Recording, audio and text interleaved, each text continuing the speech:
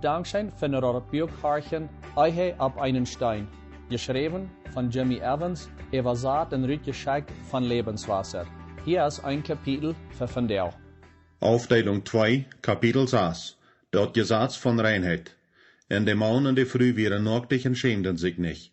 2. Mose 2, Vers 25. Nodem, dort Gott Adam und Eva im Garten Eden gemacht hat, kleid he ent gar nicht. Hij hat auch nicht geplant, dort wat von Menschen gemacht hat ent bedachen soll. Gott sein vollkommener Plan für ent wie nacktich zu blieben. Für du nerweis warst, will ich sagen, ich sie nicht einer, wat für nacktich gonen ist. Aber diese wichtige biblische Wahrheit wird Ehepaare sehr helfen, wenn sie die wahre Bedeutung davon für die Ehe von Tag verstanden waren. Adam und Eva erfuhren ganze Nacktigkeit, körperlich, sinnlich, gefühlslich und geistlich. Dit ist der Zustand und wohnen sie in 2. Mose 2, Vers 25 sich erfreien. Sie wären in alle Hinsichten ganz abgedeckt für Gott und füreinander. In dem Zustand geben sie sich selbst ganz in eine Umgebung von Neuheit und Offenheit. Dort ist Gott sein Bild von ein vollkommenes Eheverhältnis. Wenn wir auch nicht gemacht wären, uns zu den meisten Menschen, die wir durch im Leben treffen, ganz abzudecken, ist der Ehepartner eine Ausnahme. Besieht uns Verhältnis mit Gott erst durch kein anderes Verhältnis im Leben, wo so viel Möglichkeit für Nacktigkeit ist, als in der Ehe. In der Ehe ist uns dort an, dort wir das Verlangen haben, uns einer dem anderen zu geben. Aber, dat dit passieren kann, muss du eine taubereide und beschützte Umwelt sein, wo wir wiederholend nacktig sein können. Gott plant Nacktigkeit in der Ehe so, dass es alle Aufteilungen vom Leben mit anschließen soll. Körper, Seele und Geist. Wenn wir uns in alle Aufteilungen von uns Leben für unseren Partner ohne uns zu schämen oder zu grühlen, nacktig tragen können, sind wir auf eine gesunde Stät, um ein starkes, neues Verhältnis zu entwickeln. Wenn wir uns für unseren Partner nicht ganz abdecken können, bedeutet das, dass wir was verstärken. Das Verstärken muss abgedeckt worden. Die Ursache ist einfach. Gott mögt uns mit ein Bedürfnis für Neuheit und das kann bloß passieren, wenn du Aufrichtigkeit und Offenheit hast. Vielleicht hast du das schon mal gewusst, dass dir das daran fehlt, für deinen Partner nacktig zu sein, aber die das. Nicht bloß körperlich, aber alles abdecken von dir selbst. Du musst aufmachen und die selbst offenbaren, aber du kannst das nicht bloß irgendwo oder zu irgendwem daunen. Gesunde Nacktigkeit muss auf eine besondere Stelle mit der rechten Person passieren. Wenn besondere Freunde und Familie das Bedürfnis für Nacktigkeit auch gewässert stahlen können, ist die Ehe die einzige Stelle, was Gott geplant hat für uns, uns selbst ganz abzudecken, wer wir selbst sind. Hier sagst du vielleicht, na, ich sie befreit, aber ich kann nicht alle Aufteilungen von meinem Leben zu meinen Partner offenbaren. Vielleicht kannst du nu grad nicht dein innerliches Verlangen ganz ob an der Ehe zu sein, erfüllen, aber die Wahrheit bleibt, dass Gott an einen Mensch das Bedürfnis gestellt hat, sich ganz zu offenbaren. Wenn deine Umstände so sind, dass es nu nicht geht, bleibt die Wahrheit doch, dass Gott die Ehe erschaffen hat, das Bedürfnis dort zu erfüllen. Wir müssen aber auch noch durch sein, wo gewisse Probleme zu lösen, so dass Gottes Plan schaffen kann. Erstens müssen wir erkennen, was das verursacht, dass Adam und Eva ihre schmacke Nacktigkeit am Anfang verloren. Für das erste Paar sündigt, können sie sich ganz offenbaren zueinander und zu Gott, ohne Scham oder Angst. Aber, als Eva die Frucht out, und Adam die Jei von hei out, ändert furz wat in ihr Verhältnis. Nur der Bibel noch verloren sie in dem Moment ihre Unschuld. Ihre ungehinderte Nacktigkeit verlor sich in Scham und Angst. Als der Geschmack von frischer Frucht noch auf ihre Lippen war, sagten Adam und Eva nur Ferienblätter, ihre Geschlechtsglieder zu bedecken. Für sie von der Frucht von dem Baum von der Erkenntnis von Gut und Schlecht aten, wären ihre Geschlechtsglieder schandlos unbedeckt. Dit bedeutet 3 Dinge. 1. Ihre Unterschiede gingen über Deel zu bringen. Ihre Geschlechtsglieder wären die sichtbarste körperliche Unterschiede. 2. Sie können ungehinderte Geschlechtsverkehr haben. Keine Kleider muss durchgetragen werden, Sex zu haben, und kein Gefühl von Angst oder Schande, ganze Aufrichtigkeit und Aufmachen zu hindern. 3. Ihre feinfeilendste Teile können ohne Angst abgedeckt sein. Geschlechtsglieder sind die feinfeilendste Körperteile. Die Feenblätter, wat Adam und Eva sich antragen, nachdem das Sünd an ihr Verhältnis nennt, stellt 3 Wahrheiten dar. 1. Onze Unterscheide geht nicht auf einen sicheren Weg aufzudecken, wann Sinn gegenwärtig ist. 2. Sinn versteht und vernichtet die Umstände, wat het brucht, Noheit zu fördern. 3. Die feinfeilende Aufteilungen von unser Lebens in empfindliche Sachen von unser Verhältnisse können durch, wo Sinn gegenwärtig ist, nicht auf einen sicheren Weg offenbart worden. Sinn ist das größte Hindernis, aufzusehen. In irgendein Verhältnis ist Sinn das eine größte Hindernis, open miteinander umgehen zu können. Das ist, wo das Gesetz von Reinheit nennt kommt. Die Beschreibung von Adam und Eva, ihr nacktlich sein und sich nicht schämen, wird nicht durchgegeben, ihr nacktlich sein zu offenbaren. Dort wird geschrieben, uns die anfängliche Reinheit vom Mensch und von der Ehe zu wiesen. Wir müssen verstehen, wo Gott die Ehe geplant hat, und uns so gut als möglich an seinen anfänglichen Plan anpassen. Zu weiten, wo wir unsere Ehen so weit kriegen können, dass die mit Gott seine Erwartungen für Reinheit taub stimmen, müssen wir etliche Dinge bekicken. Nummer 1. Sinn ist immer zeitlich. Römer 6, Vers 23 sagt, dass der Lohn für die Sinn Tod ist. Die Strafe für Sinn ist ständig überein. Wenn wir in uns Verhältnis Sinn anloten, schluck wie zeitlich het Gift ab. Ein Tod, wo wenig wie schlucken, dort det schoden. Und ohne einen gesunden Respekt für die zeitliche Folgen von Sinn, sind wir offene Ziele für Satan seine Lehes und vernichtende Plans gegen uns. Wenn ich das Wort Sinn bruch, mein ich klar so verholen, was die Bibel als Anrecht betekent. Aber ich mein auch so ne Dinge, wat wir sagen oder daunen, wat unseren Partner Schoden andaunen in dat Verhältnis beschädigen. En ein bet über 40 Jahre als Eheberater habe ich Berichte gehört von wat Männer in frühestein ander gedonen und gesagt haben, wat quälende Weidorg verursagten en der Ehe Schoden andeit. In ein hunderte Fälle verteidigt der Schulterpartner sein schlechtes Verholen und es steht, dass sie dafür Verantwortung übernehmen. Dort verdorft das Gefühl von Noheit und guter Willen in der Ehe. 2. Reinheit moet von beiden Partnern abrecht geholen worden, dat das Verhältnis, dat rechte Ware enthält, ganz aufzusehen. 1. Mose 2, Vers 25 sagt, dass sie beide nacktlich wären. Reinheit ist nicht bloß für Frühes und Kinder, dat ist auch für Männer. Beide Partner in einer Ehe müssen abpassen, was sie in ihre Lebens loten. Die Ehe ist so ein Band zwischen einem Mann und einer Frau, dass alles, was eine Person denkt, sagt oder tät, beeinflusst die andere Person in dem Geist von das Verhältnis. Das gibt nicht so was als eine private Sinn. Ich habe viele Paare Rot gegeben, wo einer oder der andere sieht, dass er oder seine Sinn den Partner nicht andeit. Dort wird Ansehen sein zu sein, dass die Kost am Blatt rumkullern und dann den Partner anfoten und kein von dat Blatt am Partner anschmieren wird, nicht so? Krieg so ansehnlich als das zu denken, dass die dat Blatt von Sinn an deinem Leben Ruhm geben kannst, en dat deinen Partner nicht wat andaunen wird. Wegen dieser sehr praktische geistliche Wahrheit haft ein Partner ein Recht, über jede Aufteilung von den Partner sein Leben besorgt zu sein. Wat immer ein Partner tät, macht für den anderen einen Unterschied. 3. Reinheit ist für jede Aufteilung von der Ehe. Wenn ein Stehler an den Heim kommen will, ist das gar nicht nötig, dass du vor allem jeder der oder Fenster oblatzt. Er braucht bloß einen Weg zum kommen. Wenn er bloß auf einen Weg kommen kann, kann er den ganzen Haus bestehlen. Krieg so erst dort mit Sinn. Den Diebel fehlt dort nicht daran, dass eine Person in viele Hinsichten sündigt, das Leben oder die Ehe zu verdorben. Er braucht bloß einen guten Angang, eine feste Stätte geben, von wo er verdorben anreiten kann. Ich hab gesehen, wo Menschen in Ehen verdorben sind, wie jemand bloß in einer Aufteilung Sinn anlegt. Als das nu dein Geschlechtsleben ist, deine Finanzen, der Wert von den Mühl, Gebungenheiten, rechte Prioritäten, Selbstsucht, Herrschung oder irgendwas was ist, du musst das verstehen, dass wenn Sinn auf eine Stelle nennen kann, wird das die in deine Ehe Schoden andaunen. Und je länger das passiert, je mehr Schoden das. Denk über das Bild nach, was die verdorvene Natur von der Sinn darstellt. Wenn du eine neue Karte kaufst, ist das Anweisungsbuch durchbahnen, wo mit dir, was das vor dich gebüht haft, die informiert, wo diese neue Maschine gebraucht worden soll.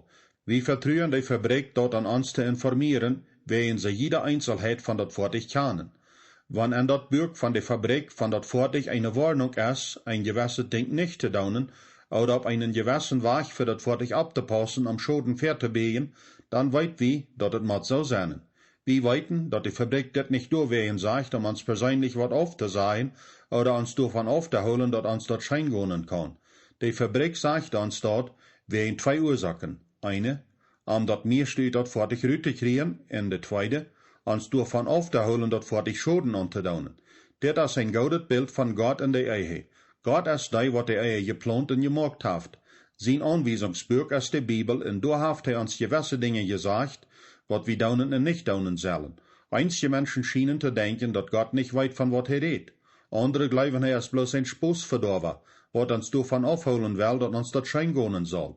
De Wahrheit is, dat Gott ein levender Schöpfer is, wat ons redt durch sein Wort, zodat wir dat Leben am vollsten genießen können, ohne uns selbst en andere Schoden anzudauen. Sind es je in Gott seinen Plan. Wann er uns auch tätliche Scheingonen geben kann, ohne uns fortgehends zu vernichten, fängt aber ein verdorvender Prozess an, wann wir an Sinn teilnehmen. Der beste Weg, am zu beten, dass der letzte Fall von der Sinn passiert ist, der Sinn durch abzuholen, wo der anfängt. Der Anfang von der Sinn ist Krieg so aus wie Adam und Eva. Der fängt an, indem dat der Teufel sich verstellt als das, was er ist, unschuldig und schadenlos. So ist Satan sich am Garten verstellt, um Eva zu verführen, so dat er dort von dort auch. Krieg so, als er zu Eva lucht und sieht, dat Sinn ihr Leben verbessern wird, so sagt er uns dasselbe. Aber denkt daran, dat ver Adam und Eva sündigten, hatten sie eine vollkommene Ehe.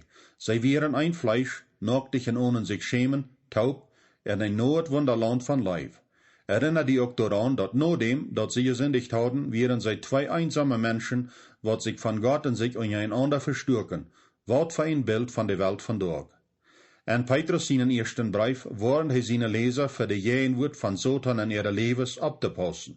Hij schreibt, sieht der gedachten wacker, willst je jener, der bei sich findet, schlägt sich ram aus sein brellender Leib und siegt nur wem, den hij verrieten kann. 1. Petrus 4, Vers 8. Dat bedeutet nicht, dass Christen verdacht oder besonders dievelbewusst sind. Aber das bedeutet, dass wir wacker sein und abpassen sollen für einen sehr wirklichen Feind, was das heißt, gesunde Ehen zu sein. Noch wichtiger, als dass wir gewahr sind, über Satan seine hinterlässige Plans uns zu verdorben, ist dort, dass wir das weiter nicht verstehen, dass Satan seine Kraft nicht so groß ist als Gott seine. Wenn eine Ehe ab Gott sein Wort und eine Umgebenheit von Reinheit gebüht ist, kann der Satan die nicht Schoden andauern. Aber wenn ein Partner von Satan seine Lehres verführt wird, Sinn oder ungehorsam zu Gott an sein oder ihr Leben Ruhm zu geben, dann ist die Person ab Satan sein Land, und der Teufel wohnt an einer schlechten Oberschaft. Ich kann mir noch gut denken, wat für Anstellungen ich über Sinn habe, das Kehren und ich uns befrieden. Wenn ich mich auch für eine gute Person hielt, glaubt ich, dass gewisse Sünden gar nicht so schlecht wären und sogar unsere Ehe verbessern können. Ich hatte eine Vorstellung von Kehren und mir selbst an einer Ehe, wo wir die Kirche führen und eine Gesellschaft respektierte Menschen wären, aber wir können auch ein bisschen Spaß haben. Dat geht nicht lang, was ich anwart, dat Spaß von Sinn Heinstrich schlug.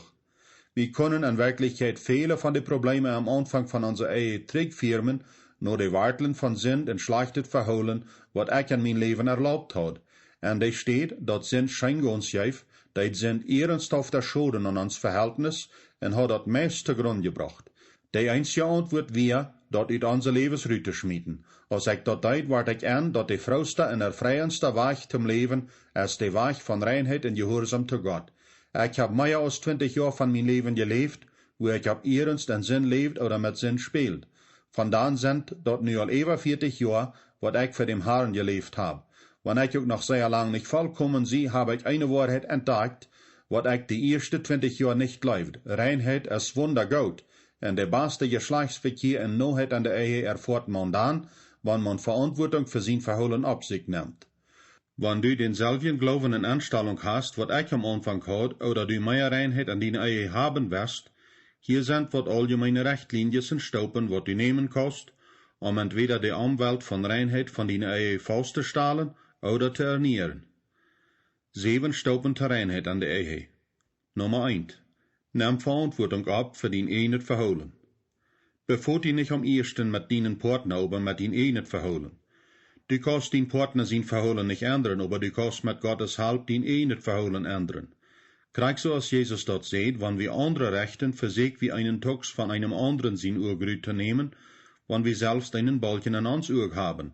Nur Lukas 6, Vers 41 und 42. Nimm Verantwortung für deine Ehe werden Doten und Bü von deiner Seed erstens, eine Umgebung von Reinheit und Vertrauen. Am Anfang von unserer Ehe, wir kehren sehr überdrüssig mit mir, wen min selbstsichert en nicht mehr feilendet verholen. Sie versucht alles, was sie kann, an mich zu ändern, aber dat mögt die Sache bloß euer. Mir wird dat deut wahrlich, wo sie zu mir redet und mich versucht zu ändern. Aber ein Tag ändert sich dort. Als sie mit mir in unserer Ehe ganz überdrüssig wir, dreht kehren sich nur dem Haaren in Bett, dat die Haar ändern wird. Von da wieder vertraut sich Gott, mich zu ändern, als sie sich mit ihr nicht verholenen Schwachheiten befaut. Dort wird der Anfang von Heilung von unserer Ehe. Als Karen für mich beten vertraut, dat der Haar mich ändern wird, und sie sich mit sich selbst beschäftigt, ändert dort die Umgebung von unserer Ehe ganz. Nummer 2. Da nicht sind, für sind trägt holen. Gott sein Wort lehrt, dat wir schlechtet mit Gaudet betolen sollen und sogar unser Feind leben. Lukas 6, Vers 27 bis 36. Rach und trägt holen wird keinmal ein Problem an der Ehe leisen.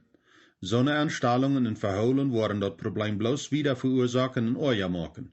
Du kannst einen Geist bloß mit einem entgegengesetzten Geist überwinden.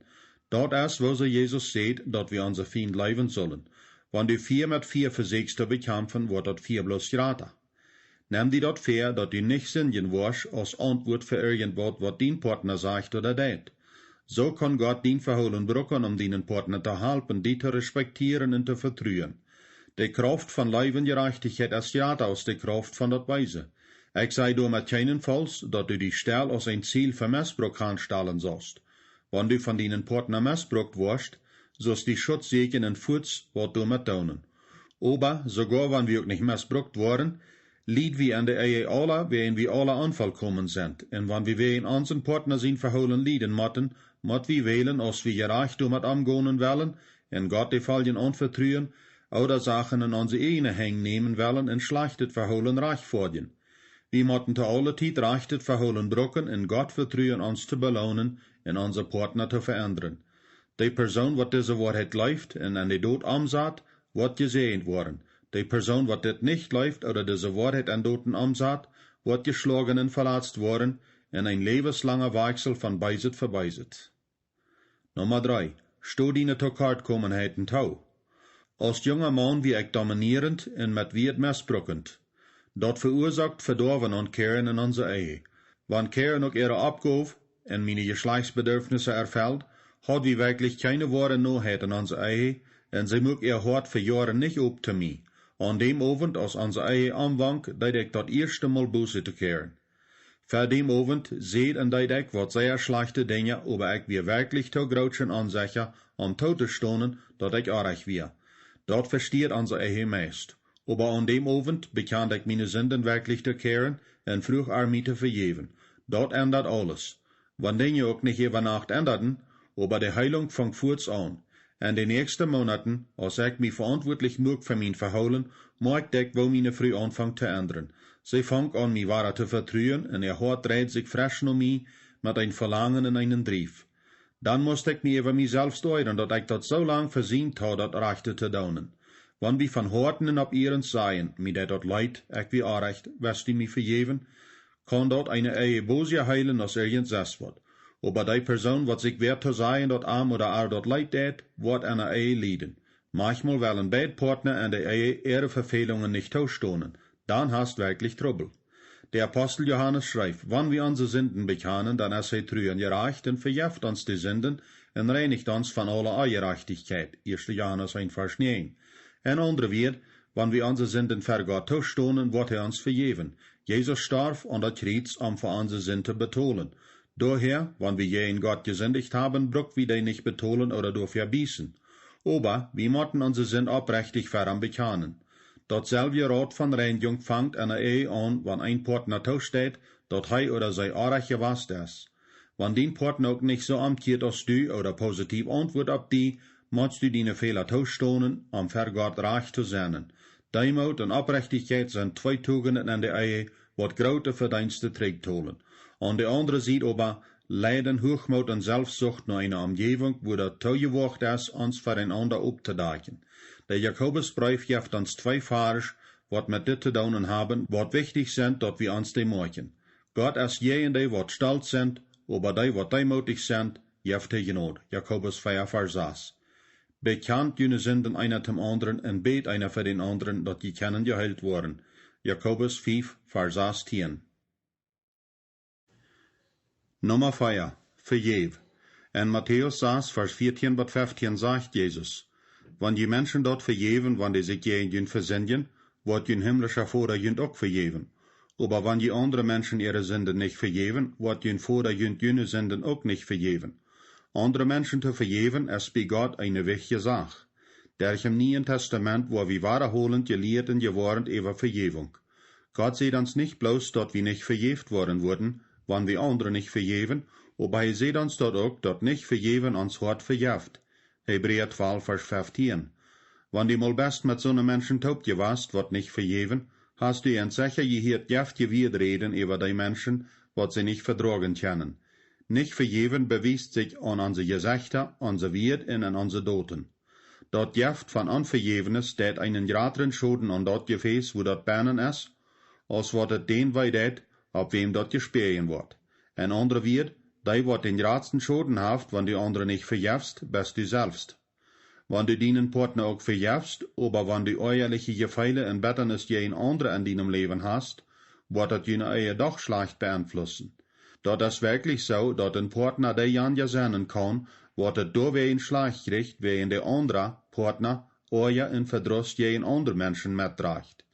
Wenn du nicht verjevend bist gegen irgendwem in deiner Vergangenheit, Eltern, Wirts, gewesene Geschäftspartner, gewesene Freund, gewesene Leibhaber, Geschwister, Verwandtschaft, gewesene Partner, gewesene neue Verhältnisse oder irgendwas wer, wird dort alles in dein Leben auf einen schlechten Weg beeinflussen, besonders deine Ehe, wenn du nicht gereicht mit det handeln wirst. Unverjefnis ist so als ein daudiger Stinkhutter im Keller. Dort mag das ganze Haus stinken. Dort jehen der ist auch so von Verjewung. Wir sind gesehend und erfrischt, wenn wir andere verjeven und ungesunde Gedanken und Gefeile losloten. Hier sind wat wichtige Staupen zu verjeven. A. Lot die schuldige Person los von persönlichen Rechten. Do dat Recht nicht immer wahre in deinem Denken rumdrehen, lot Gott Rechte sennen. B. Leif die Person, wat die Recht gedonen haft. Lot ihn verholen dort wiesen, dort die Entscheid hast zu verjeven. Wann du missbrauchendet oder schädeljet verholen ist, kann dat gut sein, begrenzte Verhältnisse zu haben mit Wort Menschen. Aber unsere Gesinnung gegenüber soll leibend sein und nicht ehrlich und wird in Doten. Sei. Sehen die Person in Bett für dich. Jesus sagt, wir sollen die sehen, wat uns pflegen und für die beten, wat uns misshandeln. Lukas 6, Vers 28. Der das ein von den kraftvollsten Wegen, um negative Gefeile zu ändern. Deiper Euer in Weidog kann sich in Leib und Mitleiden verwandeln, wann wird von Sehen in Gebet gesprochen worden für die, wat uns Arach gedonen haben, sogar, wann die dat bei uns nicht gut gemacht haben. Das ist der wichtigste Schritt, wat zu nehmen ist, um die Weidog von der Vergangenheit zu heilen. Solange wir die nicht sehen, wat uns gedonen haben, wo wir auch nicht wahre Feilsheilung und Freiheit erfahren. Wann wir uns wehren, die zu sehen und für die zu beten, dann ist dort klarer Beweis, dass wir gegenüber nicht verjewend sind.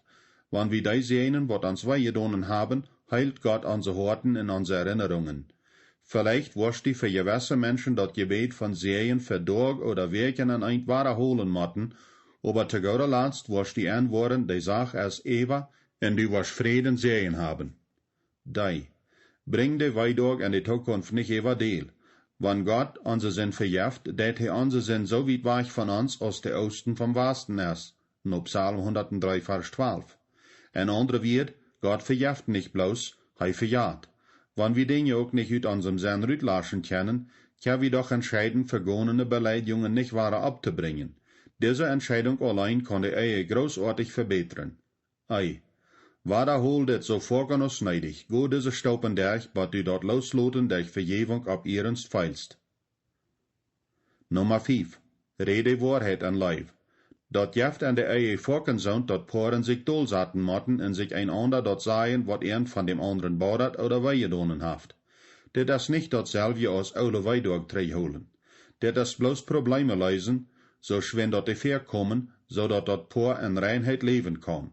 Eine bedienende Sinn an dem Partner zu dulden, ist gefährlich für sich und dem sündigenden Partner. Weidog in Verdrisslichkeit abbühen loten, ist krieg so gefährlich, Wer in einen Tag waren die opplaatsen en openbaar worden. Omdat reinheid doorzenden kan, moet een paar zich daartoe opgave maken en live de waarheid einander te reden over die dingen, wat aan de eie wordt uitdaunen en waarover de andere persoon bezorgd is. Dat betekent niet dat je immer beide worden overeenstemmen, aber je zullen erlauben, dat de partner vrij zijn Gefeile mitteilen kan, ohne dat hij zich afgewezen oder angegriffen fühlt. Am Anfang van ons eigen leven, luden Karen en ik door met ons einander aan te reden, zolang wat wir stal wären. Dann verursachten onze wir het weidog. Von dann haben wir geleerd alle Tag unsere Probleme zu lösen. Wir griepen den anderen seine Probleme nicht hart an, aber wir loten die auch nicht bloß toch. Leivend deil wir mit, wat wir für uns in ons Verhältnis für wichtig holen. Dann red en bet wir über dit, wat de Sache geleist ist. Diese Einstellung über Obsehnen und Mitteilen ist ein von den größten Ursachen, dort wir so viel positive Gefeile und Erfahrungen haben miteinander. Dort wir über empfindliche Sachen in unser Lebens miteinander reden können, hat unser Lebens viel reicher gemacht. Wir können zu uns einander so sein als beste Freund, unsere Sinn bekennen oder die Gefeile offenbaren, ohne beschuldigt zu werden oder misstrauisch zu sein. Einige können vielleicht sagen, dass das gefährlich ist, wie aber sagen, dass Gott sein Plan.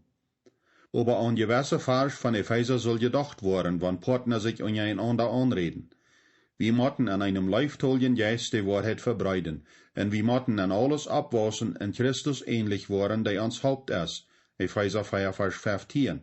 Hier ab mit lehen und red die Wahrheit einer zum anderen, weil sie sind all geleden aneinander. Wann jemand euren, dann sorgt so, dass jemand derjenigen euer nicht versenden, und vereinigt jemand euer de Sonne ungejet. Geeft dem beisen Feind keine Gelegenheit. Epheser 4, Vers 25 bis 27. Nummer 6. Bet füreinander. Du können gewisse Dinge an deinem Partner sein Leben sein, wat du bloß nicht ändern kannst, wat bloß Gott kann. Wenn du die Wahrheit an Leib geredet hast, wird dein Partner manchmal verstehen und wird's ändern, aber manchmal wird er oder sei nicht. En er steht, dass du deine Gefeile anführst mit dem Partner still bematten oder angrülen oder kontrollieren, bet für deinen Partner. Dat Beste, wat du allein doen kannst, ist deinen Partner sein uiterliches Verhalten an deinen Janker anzupassen, aber wenn du dat tust, wirst du jenem Verhältnis Schaden andonen. Wenn du für deinen Partner beten wirst, kann Gott jen Beit ändern. Dann hast nicht bloß deinen Partner gewonnen, aber du hast jen Verhältnis dabei auch nicht Schaden angedonen. Nachdem, dat ich 1000 Ehepaaren Rot gegeben hab, kann ich dir dat all versichern, dat het kein vollkommener Partner gibt. Aber, wenn wir zueinander die Wahrheit reden und für uns am sich beten, kann Gott eine reine Ehe bühen auf den Grund von uns Glauben an Arm. Bemerkt die den Rot von Jakobus 4, Vers 6 hier noch einmal. Bekannt jene Sünden einer dem anderen und bet einer für den anderen, dat je können geheilt worden. Dat Gebet von einem Gerechten kann viel utrechten, wann dat ab ihrens ist. Nummer 7. Seht gerechte Freund in Gemeinschaft.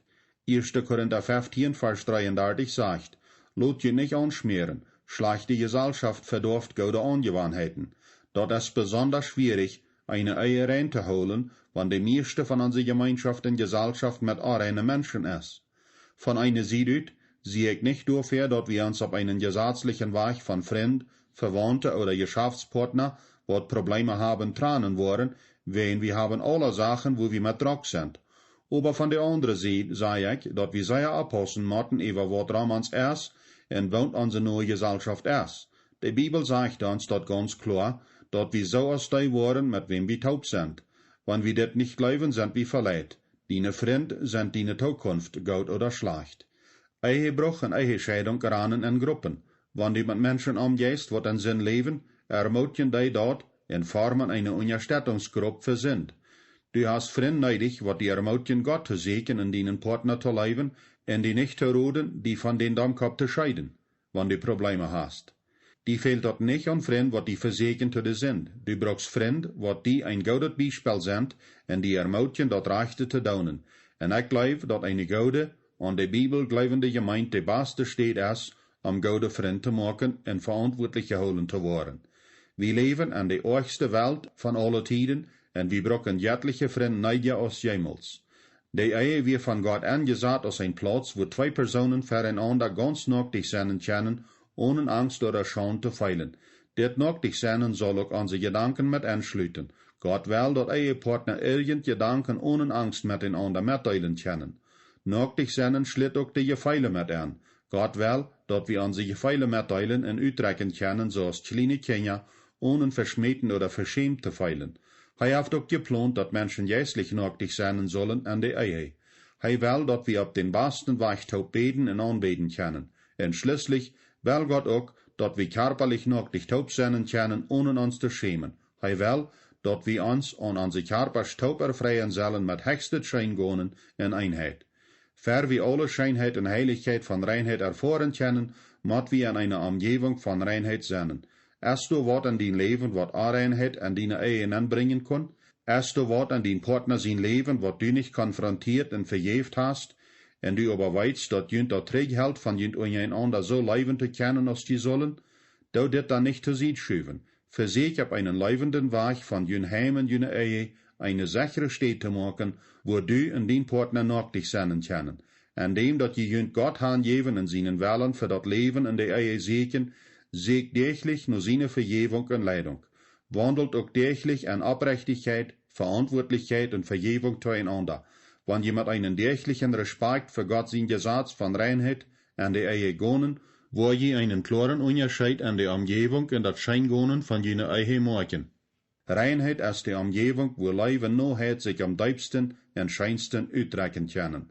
Lot die Gott sein Bastet für jene Ehe nicht von Soten in seine leere Swag gestohlen worden. Sie flietig am Rein blieben und Gott wird die Dollar sehnen, als wat die willste Dreim wären. Seilig sind die ein reines Hort haben, wils die sollen Gott seinen. Matthäus 5, Vers 8. Dankschön für noch das Bürgharchen Eihe ab einen Stein. Ich wünsche, dass das eine Halb sein für die und eine Hoffnung, zum eine stärkere Eihe bauen.